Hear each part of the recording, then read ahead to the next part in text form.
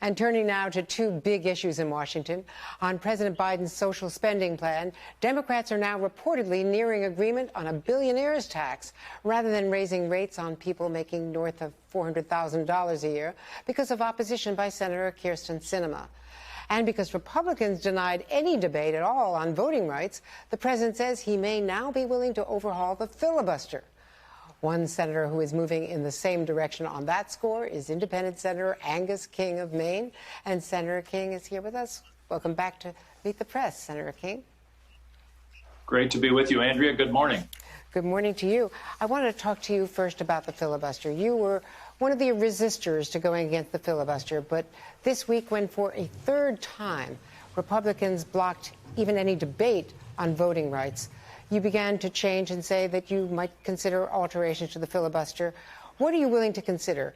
Getting rid of it altogether, or having a talking filibuster, which is what they used to do? Where are you now? Well, I think I'm not really ready to say let's get rid of it altogether, because I think there are circumstances where it makes sense. So I prefer some alternative to what the present rule is. I'd like to restore the Senate to what it was, where we actually had debates and people had to hold the floor. And so I think some kind of talking filibuster, perhaps a rule that instead of having to have 60 votes to pass something, you'd have to have 41 votes to stop it. So that way the minority would at least have to show up. One of the problems now is they don't even have to show up. They don't have to speak. They don't have to do anything. It just sort of becomes an automatic supermajority requirement, which isn't in the Constitution. And the framers were diametrically opposed to that concept. Interestingly, I recently learned this. One of the reasons the Articles of Confederation failed back before the Constitution was that it had a supermajority requirement for Congress to do anything. And they ended up not being able to do anything. And so we've got to do something about this, at least when it comes to something as crucial as democracy itself, as voting rights. Well, do you think we could get 50 votes, though, to change that rule? Would Senators Manchin and Sinema, for instance, go along with it? Well, you know, I've talked to both of them, and I can't say for sure. I don't want to read minds here. I know that both of them have resisted it, as have I, because once you monkey with the rule, then it's going to work both ways. It's going to come back, and it could come back to bite those who want to move things forward right now. Today's obnoxious obstruction tomorrow could be a precious shield. But when it comes to democracy, I think Joe and Kyrsten will listen. Joe Manchin's a former Secretary of State. He believes in people's right to vote. He helped negotiate the bill that we brought to the floor the other day that they wouldn't even let us get to a debate on. I mean, it was a filibuster of a motion to just bring the bill to the floor. And I think Joe might be ready to listen to not a abolition of the filibuster, but some modification to make it to allow us to move forward, to give the minority all the rights in the world to speak, to debate, to make their points. But at some point, we've got to be able to make decisions. The trick, Andrea, is respecting minority rights, while at the same time not empowering the minority with an effective veto. That's the needle that we're trying to thread here. Now, talking about trying to thread the needle, let's talk about the so-called reconciliation, the social spending bills. And so much focus has been on the trillions of dollars that are being spent, and not on what is being cut, and not on what is still in there. But how do you feel right now, for instance, about the billionaire's tax that apparently is one of the things that's being considered to get around Senator Sinema's opposition to raising rates on the wealthy? Well, you know, number one, I think you're right. I think one of the mistakes in this has been all the attention has been on what the number is, 3.5 billion, 2.8, 2.2, whatever it is, rather than what's in the bill. Why are we doing this?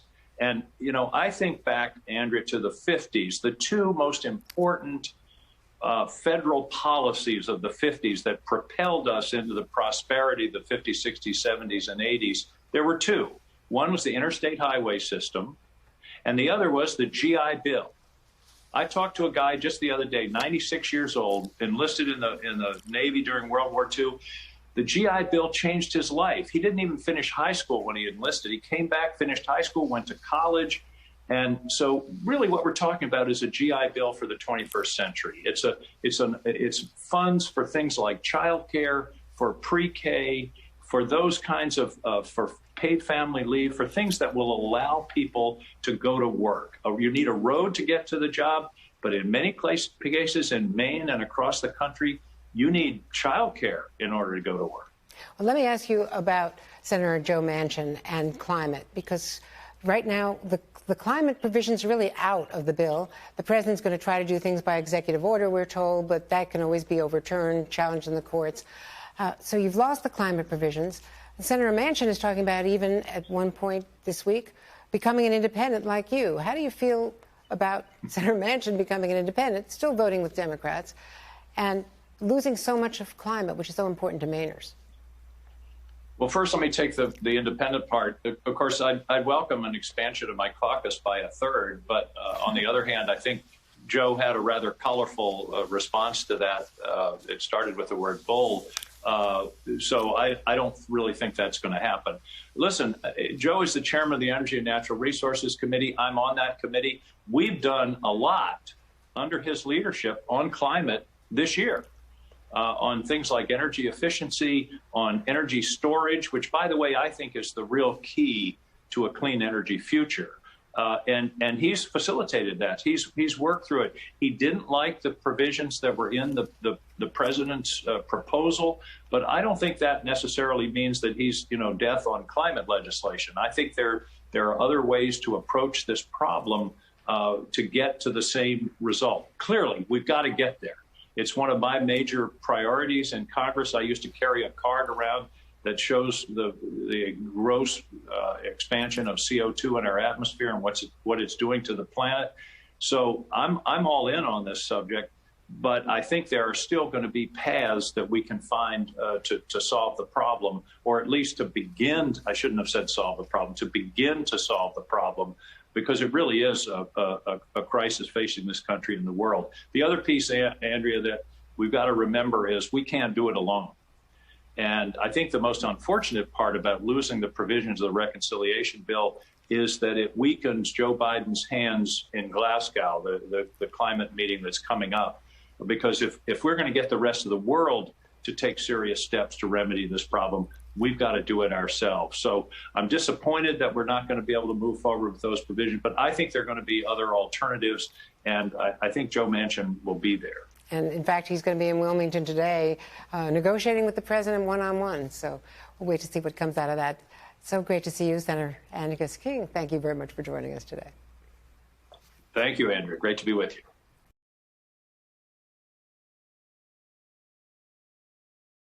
Thanks for watching our YouTube channel. Follow today's top stories and breaking news by downloading the NBC News app.